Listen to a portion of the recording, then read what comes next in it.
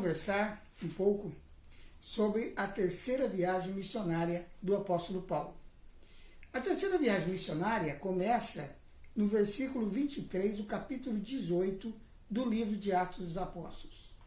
O incansável apóstolo atravessa novamente a Frígia e a Galácia, conforme nos informa o capítulo 16, versículo 6. Ali as igrejas que tinham sido formadas estavam causando uma grande preocupação ao apóstolo Paulo. Então Paulo vai em direção a essas igrejas para resolver algumas questões que estavam causando tanta preocupação, conforme ele nos mostra lá em Gálatas capítulo 1, versículo 2, e também no capítulo 4, versículo 11, onde explica sobre este peso que ele estava sentindo pelas igrejas que tinham sido implantadas. Fiel à sua promessa, o apóstolo Paulo chega a Éfeso, capital da província da Ásia. Ele permanece ali por 3 anos, conforme nos diz o capítulo 20, versículo 31. Sucedendo a Apolo, que estava em Corinto. Apolo estava regando o que Paulo havia plantado. Entre esses servos de Deus, nós observamos que não havia inveja, nem reivindicações por causa de um campo particular de trabalho.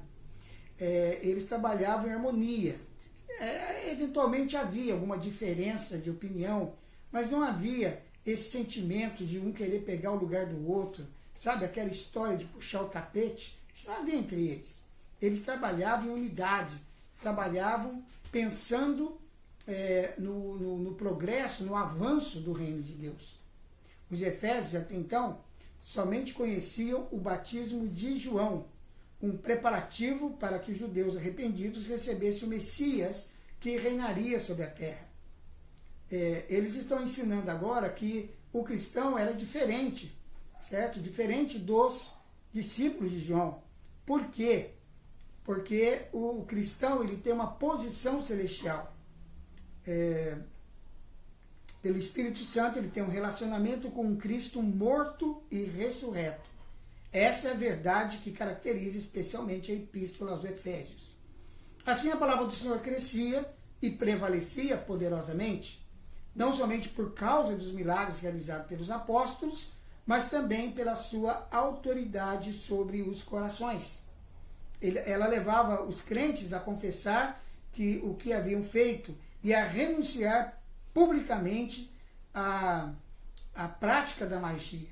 Então muitos feiticeiros se convertiam, traziam seus instrumentos mágicos e ali eles se entregavam totalmente a Jesus.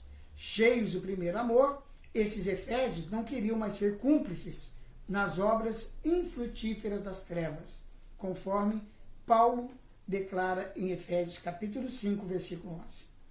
Meus queridos alunos, a palavra de Deus está mostrando o seu poder ao mundo através dos frutos visíveis da nossa vida?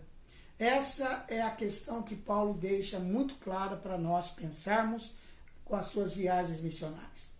Homens como Paulo, como Barnabé, como Silas, homens que saíram para anunciar o evangelho de poder, um evangelho que fez diferença na vida daqueles que o receberam.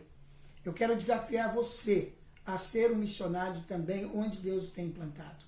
Que você possa ser um pregador ousado da palavra de Deus.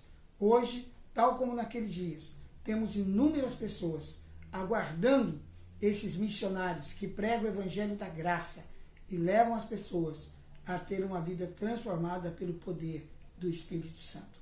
Que Deus o abençoe e que Deus possa usá-lo poderosamente no lugar aonde Ele tem te plantado. Um grande abraço e até uma próxima oportunidade.